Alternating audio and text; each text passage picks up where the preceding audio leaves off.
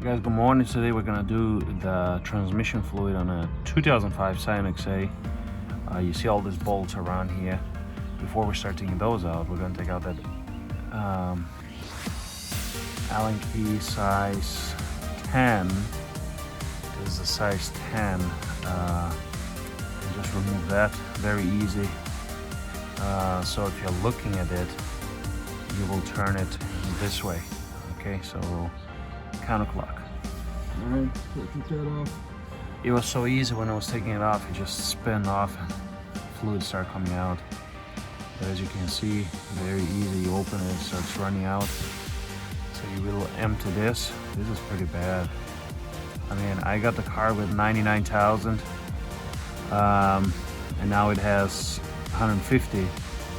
I think the fluid was good at that time. I do not remember, but yeah, it's pretty bad. It's really dark, so it's always good to do this stuff because you can prolong the life of your transmission by doing this stuff every 40 to 50,000 miles when it's over 100. That should be good. Yep. Alright, and you take off this bolt.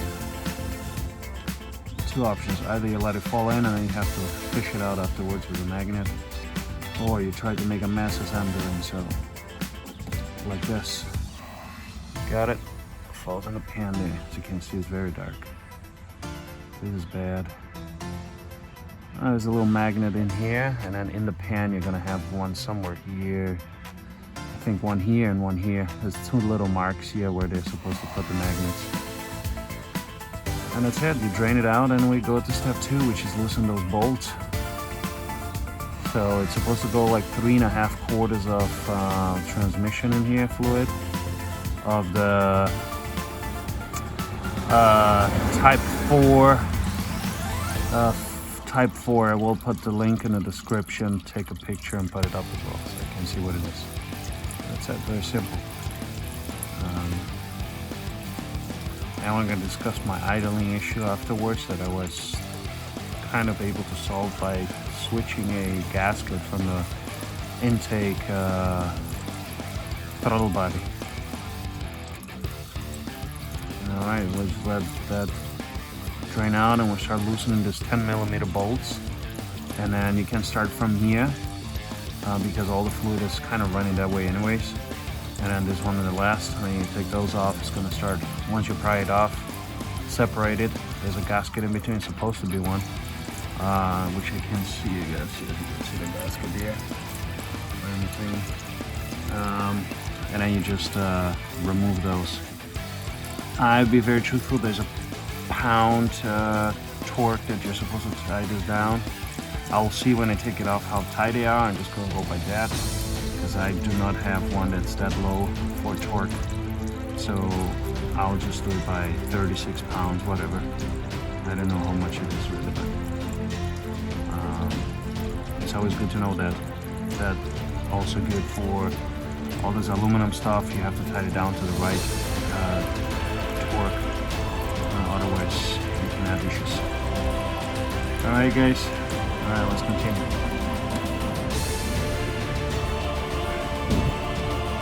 Alright guys, so I took out 19 bolts, well, I took out 17 bolts, I still have 2 here. 2 bolts. Left them on. It's cooked on there.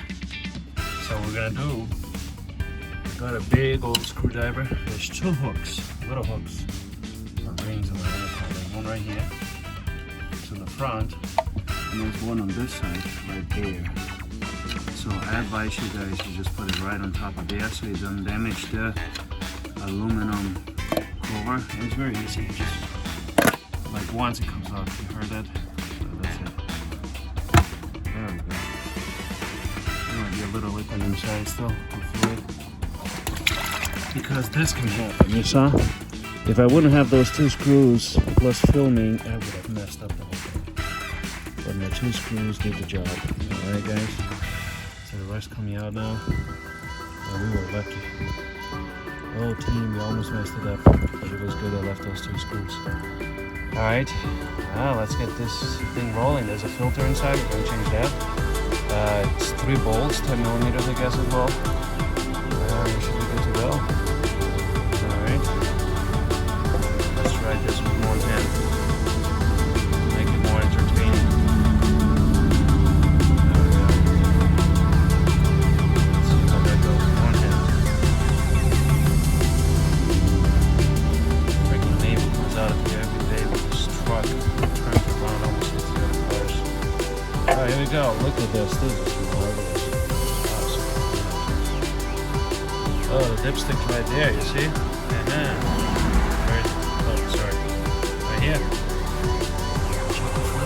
Alright, let's set this inside. The gasket is pretty clean and good. The 2 magnets are there, very little shavings. And this is the filter I'm talking about, 3 10mm bolts. You take that out. There's an O-ring that's very important, not where this hole is, but on the other side, there's an O-ring that sits in the hole in the transmission there. So it's very important to take that out. Overall, looks pretty clean. Nothing burned, doesn't smell burned or anything, so we are good to go. I will just show you this quick. Beautiful skies today. Let me turn this out. Here are the 2 magnets I was talking about, and those little L's that we saw outside. Little shavings right here, very few, not a big deal. But it's kind of normal for this. Here, transmission is not great, and straight. Oh, you got all kinds of stuff going on. So you see that shading? Oh, this is pretty dirty. Yeah, look at it. This is normal for a transmission that is 150,000 miles. I don't know if it ever was serviced in its life, but we're gonna take care of this baby today.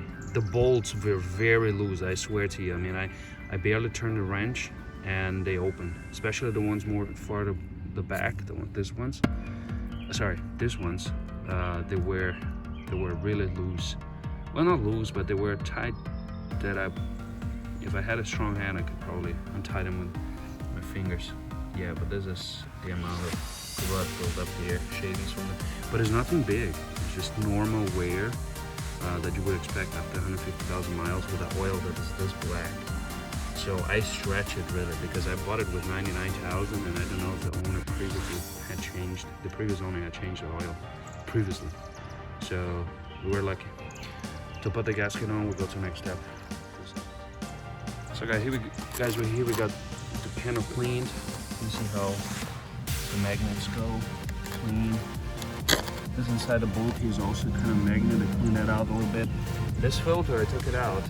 Remember, this O-ring here is important when you put it back on. But this looks like the EOM, like original filter, because this originals, from what I know, I may be wrong, have like this screen inside that is like a mesh or like a metal or whatever it is, or very thin screen compared to, and these are the 3 bolts, compared to this part number B207 from ATP Professional Auto Parts, transmission filter kit, blah blah blah. And of course, if you take it out of the package, it will come with a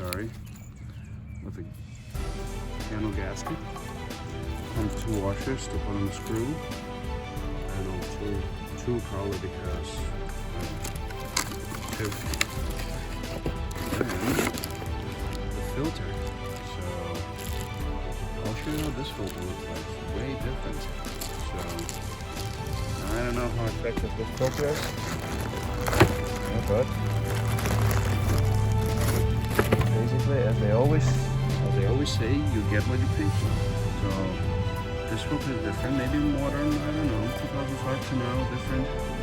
So plastic, it's not, you know, if you look inside here compared to this one, it has the mesh from on the top already, you see that? It has a nice enclosure there, everything is sealed. I don't know, it gives a better feeling, this filter compared, you know, and then it filters through the mesh. This one is just like almost like a vacuum bag just laying there, which I think I can even stick my finger right through there. Can I? Oh no, I got it. Okay, so yeah, no, it's totally through. All right.